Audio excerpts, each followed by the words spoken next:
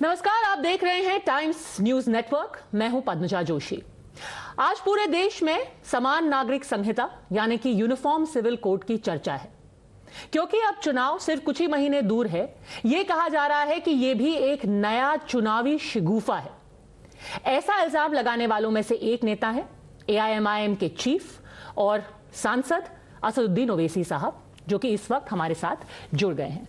ओवैसी साहब, सबसे पहले आपसे यह पूछना चाहती हूं कि जो एक ह्यूमन राइट्स का मुद्दा है, महिलाओं के हक का मुद्दा है, उसे धार्मिक रंग क्यों दिया जा रहा है? धार्मिक रंग देने वाली तो बीजेपी है। 2018 में यही बात कही थी, 19 के चुनाव थे लोकसभा के, अब फिर 2023 आया है और वो कर रहे हैं। जबकि 21वां लॉ कमीशन के जस्टिस चौहान साहब ने कहा कि वो डिजायरेबल नहीं है, बल्कि उन्होंने तो क्या कहा था कि the cultural diversity can not be compromise to the extent that our urge for uniformity itself becomes a reason for threat to the territorial integrity of the nation. ये उन्होंने कहा था। तो बीजेपी कर रही है। सर, कैसे? बीजेपी का कोई एक वक्तव्य आप बता सकते हैं जहां उन्होंने कहा कि ये मुसलमानों के लिए हम लेकर के आ रहे हैं? यहां तक कि आपने खुद बोला है कि सबसे ज्यादा नुकसान तो हिंदू भाइयों को होगा।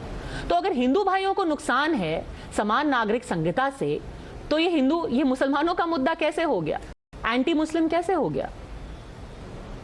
नहीं, मैं तो ये कह रहा हूं कि यूनिफॉर्म सिविल कोड भारत की जो प्लुरलिज्म है उसको खत्म कर देगा। और अगर आप ये कह रहे हैं कि बीजेपी ने नहीं कहा, तो उनके जितने स्पोक्स पर्सन आपके चैनल पर आते हैं, मैं एक प्रोग्राम देखा 1-2 दिन पहले जिसमें वो तो खुला कह रहे हैं मुसलमानों के बारे में, तो उसमें तो कोई ताजुब की बात नहीं है। मगर ये नहीं बोल रहे हैं कि ये यूसीसी से हिंदू भाइयों को कितना नुकसान होगा। भाई सेक्शन 5 हिंदू मैरिज एक्ट का है, आप निकालना पड़ेगा उसको। आपको सपेंडा रिलेशनशिप के बारे में आपने कस्टम को एक एक्सेप्शन दिया। Hindu undivided family tax rebate 2015 में 3065 करोड़ का रिबेट मिला, उसको निकालना पड़ेगा। झारखंड में छोटा नागपुर एक्ट है, संताल एक्ट है जो आदिवासियों की जमीन को प्रोटेक्ट करता है, निकालना पड़ेगा। गोवा में पोर्चुगीज सिविल कोड को निकालना पड़ेगा। आप निकालेंगे बीजेपी वाले? आपको कैसे पता नहीं निकालेंगे? पड़ेगा ना, बीजेपी तो टीवी चैनल पर जाकर तो सिर्फ मुसलमान। सर, आप टीवी पर जो मुसलमानों की बातें हो रही हैं, तो ऐसे तो all India Muslim personal law board ने पहले इसे धार्मिक रंग दिया। उन्होंने पहले अपने वक्तव्य में बोला कि ये सिर्फ मुसलमानों के जो कस्टम्स हैं उसके खिलाफ यूनिफॉर्म सिविल कोड लाया जा रहा है। जहां तक की बात है गोवा के लॉ की, वहां हिंदुओं को फर्क पड़ेगा। हाँ, 30 साल की उम्र के बाद एक हक दिया गया है वहां पर कि आपका बेटा नहीं होता है तो आप दूसरी शादी कर सकते हैं। हिंदू अनडिवाइडेड फैमिली की आपने बात की, उसका असर भी हिंदुओं पर पड़ेगा, सिख भाइयों पर भी पड़ेगा, क्रिश्चियंस पर भी पड़ेगा। तो अगर सब पर असर पड़ रहा है, तो ये मुद्दा मुसलमानों पे ला करके क्यों अटका दिया all India Muslim personal law board और जमीयत उलेमाए हिंद ने? नहीं, आपकी गलत फहमी है। अजल से, शुरू से, डे 1 से मुस्लिम पर्सनल लॉ बोर्ड जितने मुस्लिम ऑर्गेनाइजेशंस है वो यूनिफॉर्म सिविल कोड की मुखालिफत कर रहे हैं। और आपने जमीयत उलमा का नाम लिया, एक हिस्टोरिकल ऑर्गेनाइजेशन है। मैं आपको याद दिलाना चाह रहा हूं कि अक्टूबर 28, 1931 को महात्मा गांधी ने मुसलमानों से क्या कहा था। कांग्रेस ने अक्टूबर 1937 को मुसलमानों को क्या यकीन दिलाया था। अप्रैल 6, 1937 को नेहरू ने क्या कहा था। अच्छा, फिर जब संविधान बन गया, उन्होंने ये कहा था कि हमारे देश में आपको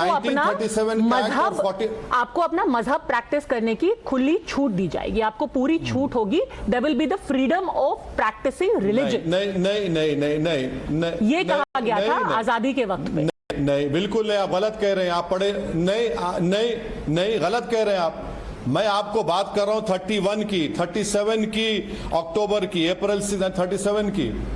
लफ्ज पर्सनल लॉ, रिलीजियस लॉज की बात की गई थी।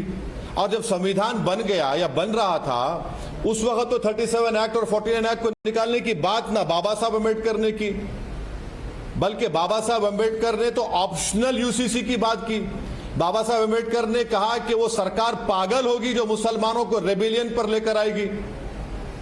वो उस वक्त की बात थी सर, और अगर हम इतिहास में जाना चाहते हैं तो ये भी बात सच है कि जब कॉमन लॉज बनाई जा रही थी, कॉमन सिविल लॉज बनाई जा रही थी, तो बाबा साहेब अंबेडकर से लेकर के राजेंद्र बाबू से लेकर के सबने कहा कि कॉमन सिविल लॉज होनी चाहिए। नेहरू जी ने बोला कि कुछ वक्त के लिए जस्ट टू इंस्टिल कॉन्फिडेंस मुसलमानों को पर्सनल लॉ प्रैक्टिस करने की आजादी दी जानी चाहिए। अब 70 साल से ज्यादा बीत गए हैं सर, अब तो एक देश में एक ही कानून होना चाहिए। सर इतिहास में नहीं भी हम जाएं, हमारे डायरेक्टिव प्रिंसिपल्स में साफ लिखा हुआ है कि सरकार को एट एन आइडियल टाइम समान नागरिक संहिता लानी चाहिए। आज के दिन एक देश में एक मॉडर्न प्रोग्रेसिव नेता के तौर पर आपसे सिर्फ इतना पूछ रही हूं, एक देश में क्या 2 अलग अलग सिविल लॉज होनी चाहिए? किसी और देश में नहीं हो रहा है, हमारे देश में ऐसा क्यों होना चाहिए? है ना देश में सिर्फ एक मॉडर्न पॉलिटिशियन के तौर पे आप ये बताइए। मैडम मेरी आपसे, अगर आप बोलते रहेंगे तो मैं सुनता रहूंगा। आपको मुझे बोलने की इजाजत देनी चाहिए, वरना प्रोग्राम खत्म कर दीजिए। आप अपनी बात से आप बोलते रहिए, चला लीजिए। जी बोलिए सर, एक देश में 2 कानून होने चाहिए क्या, सिविल लॉज? सुनिए, नहीं है देश में सिविल लॉज, 2 कानून नहीं है। आपकी जानकारी के लिए कह रहा हूं, अब आपको पढ़कर बता रहा हूं। हिंदू मैरिज एक्ट में आपने एक्सेप्शन कार्व आउट क्यों किया कस्टम के ऊपर? 2 कानून नहीं हुए।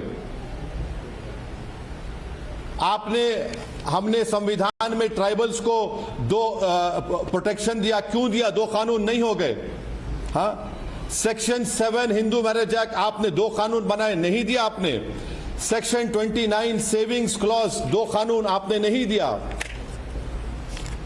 सेक्शन 2 सबसेक्शन 2 में आपने 2 कानून बनाए, नहीं दिया आपने।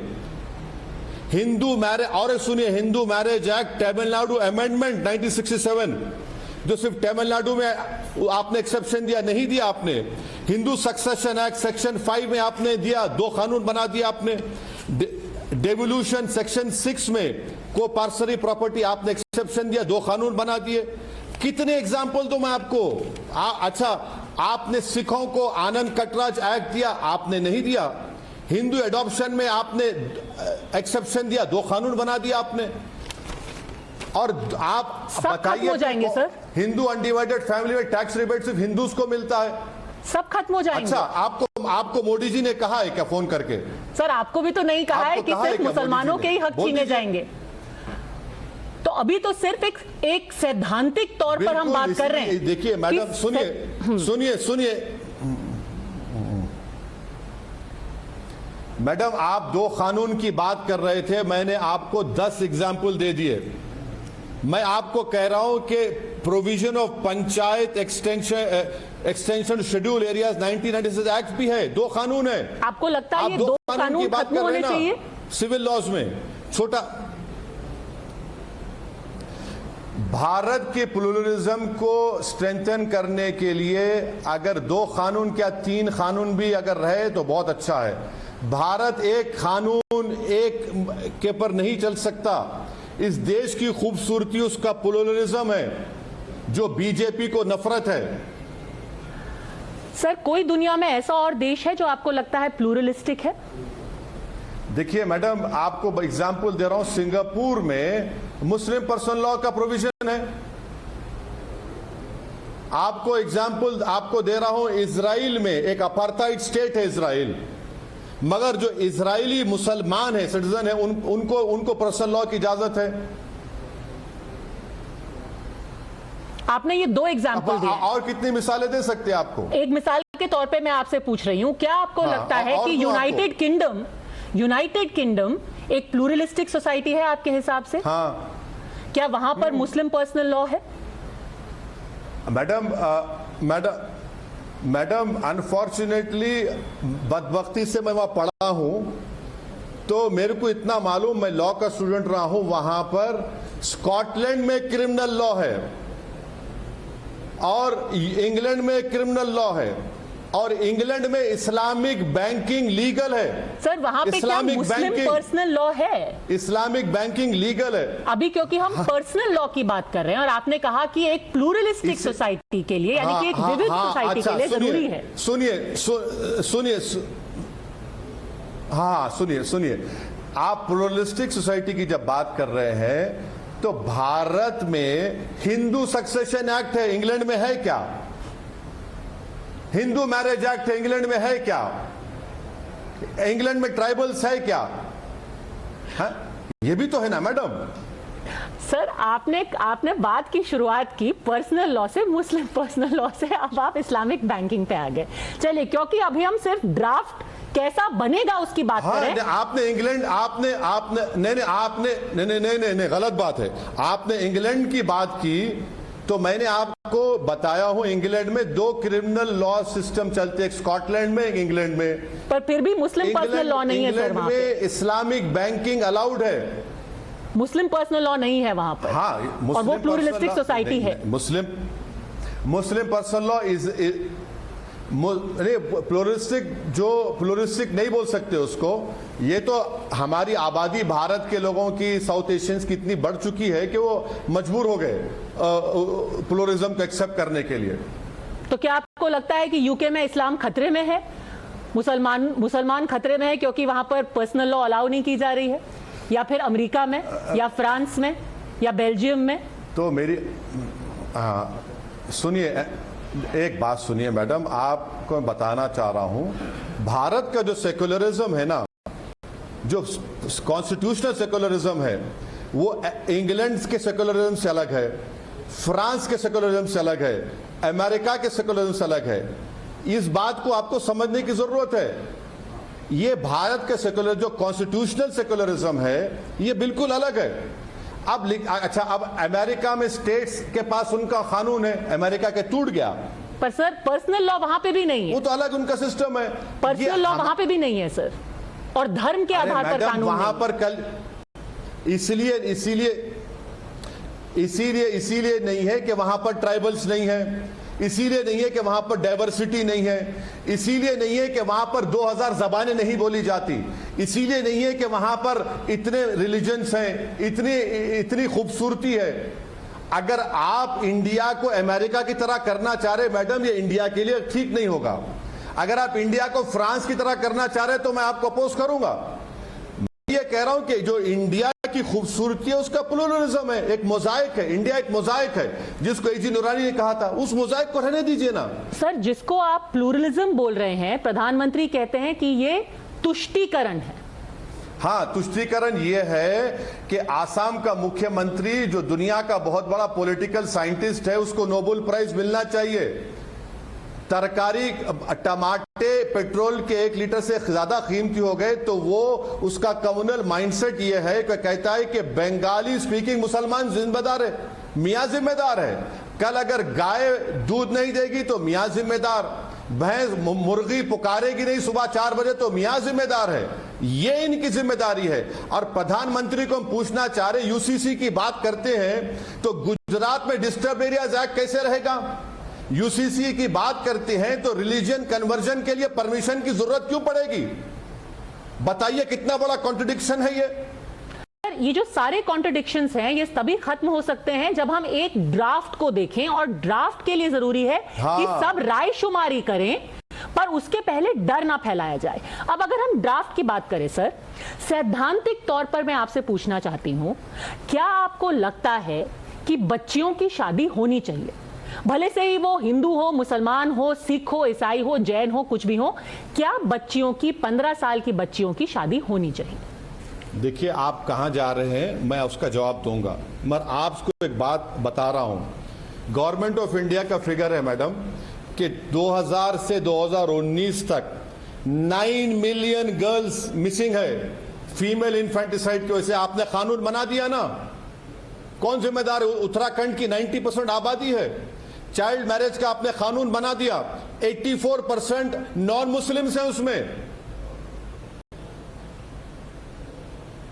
और आप कह रहे हैं कि इस्लाम में प्यूबर्टी की उम्र में शादी हो सकती है, बिल्कुल सही है। बिल्कुल सही है, हो सकती है वो लॉ है, लॉ के तहत हो सकती है, नॉन मुस्लिम के नहीं हो सकती है, वो भी लॉ है।